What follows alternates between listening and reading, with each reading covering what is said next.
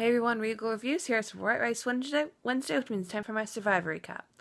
So to recap on tonight's episode, they're coming back from the Chris Vote Out Tribal, and Libby is a bit perplexed as to why her name keeps being thrown around for the past three tribal councils. I mean, it's kind of a compliment to her because they do see her as a threat out there. I mean, we saw how the Morgan vote went, so it sucks to be targeted that many times, but it should be taken as a compliment too that they actually do see her as a threat.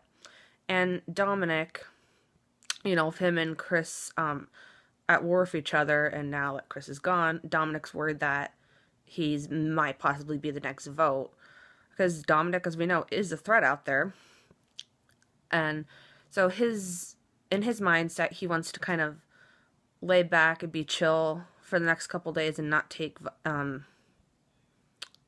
out any orders. I think that's very smart on his part to kind of let the threat be on somebody else and kind of get the threat off his back. See here. I'm very impressed at Wendell's building skills. He's actually making a kitchen out there, and Wendell wants to stick to the four alliance being him, Dominic, Laurel, and Donathan. I actually really like that alliance. I definitely think they could go to the final four. So Wendell, in order to make sure that Laurel trusts him, because he's a bit unsure because was giving mixed signals, he decides to tell her about his hidden immunity idol. And Laurel is hurt that Wendell didn't tell her. I mean, she didn't even believe the fact that Wendell had an idol, because in her mind, she thought that Wendell would have said something earlier. And you don't just tell people that you have an idol slash advantage. I don't get why people are so comfortable to tell their alliance members that now, but now that kind of puts a target on not only Dominic's back, but Wendell's back. So the reward challenge, they had two teams of 6, and they had to get on this floating bridge, and they had to use the slingshot to get down 6 targets, and whoever got 6 down first wins. And I gotta say, they definitely upgraded the reward food. I never understood why they would give them like pastries or ice cream as a reward win. They gave them this time they gave them tacos, burritos, and margaritas. That is my kind of reward win. I would love that. So the teams were Dominic, Kellen, Jenna, Desiree, Sebastian, and Michael. And the other team was Angela, Donathan, Libby, Wendell, Laurel, and Chelsea. And it ended up being the Purple Tribe. That would be the team of Angela, Donathan, Libby, Wendell, Laurel, and Chelsea won, and they got to send somebody from the losing tribe to Ghost Island, and they couldn't make a unanimous decision, so they had the other tribe choose Rocks, and it was Jenna that got sent to Ghost Island. And I gotta say, that challenge, Purple was behind, but Wendell was on fire. Him and Laurel were on fire in that challenge. They didn't miss a single target. I definitely have to give credit to them. Nice job on that challenge. It was freaking amazing, that comeback. So Jenna goes to Ghost Island, and she cracks the urn, and she doesn't get a chance to play the game. And she was at first positive about going to Ghost Island because the fact she might get to play a game, but now thinks it's a waste of time because she went there and she's not there to discuss things with the other people on the island. At the reward feast, Libby sees this as an opportunity to make new alliances, but also kind of make previous alliances stronger, because she feels like she's on the bottom now with her name coming up at the past 3 tribal councils. And Libby's boldly asks them, like, what am I doing wrong out there? And Angela and Chelsea tell her it's because of her alliance with Michael, that they see them as a power couple, so they want to get rid of the power couple.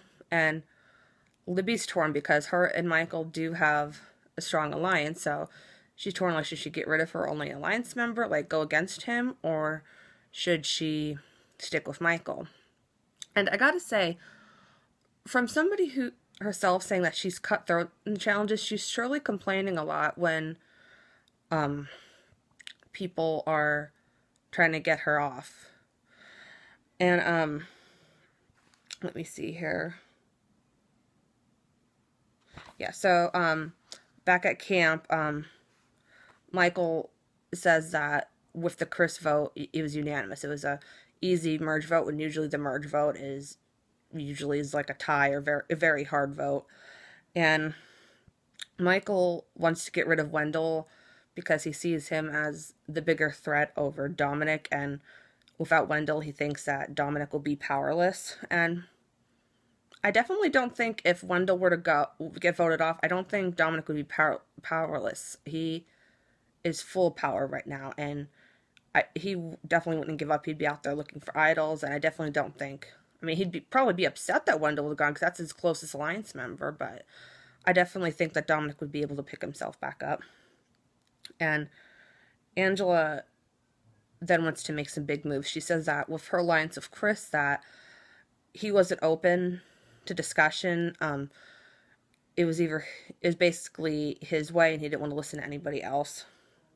And Angela decides to then stir the pot and tell everyone that she tells Kellen that Michael doesn't trust her, and then also tells Wendell that Michael wants him gone, and then Wendell then decides he wants to get rid of Michael, thinking that that would be an easy vote. And if you think about it, it would be, because Michael is a threat with the whole physical aspect, so getting a physical threat off right now would be easy.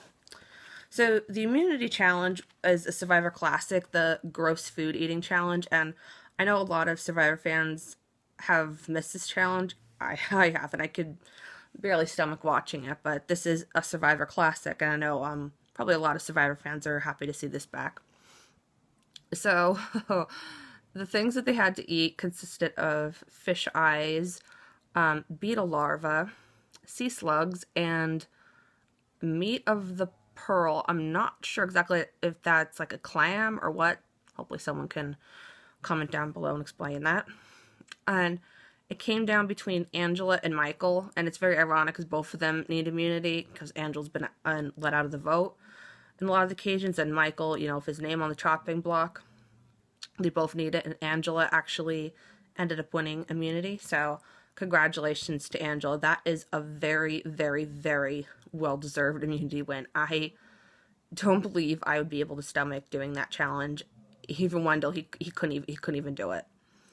And that makes me think, if somebody didn't want to compete in the gross food eating challenge, could they just say, like, oh, I'm not doing this? Because technically Wendell did, but I'm wondering what the repercussions would be, or if there are. So back at camp, they want Michael gone, but in case Michael pulls out an idol, they want to split the votes between Michael and Libby. And of course, Michael wants Wendell to go. And Laurel, you know, has been working with Wendell this whole time, but her and Donathan have a talk that they think tonight might be the night that they could possibly make some big moves, that they can stick with Malolo and get out of Navidi. But then Donovan points out that if they go against Navidi, then Navidi's not going to trust them, and they'll be on the bottom.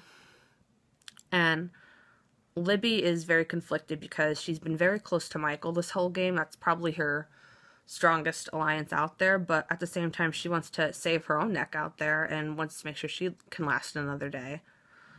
And Donathan then decides to tell Libby that they're splitting the vote between her and Michael.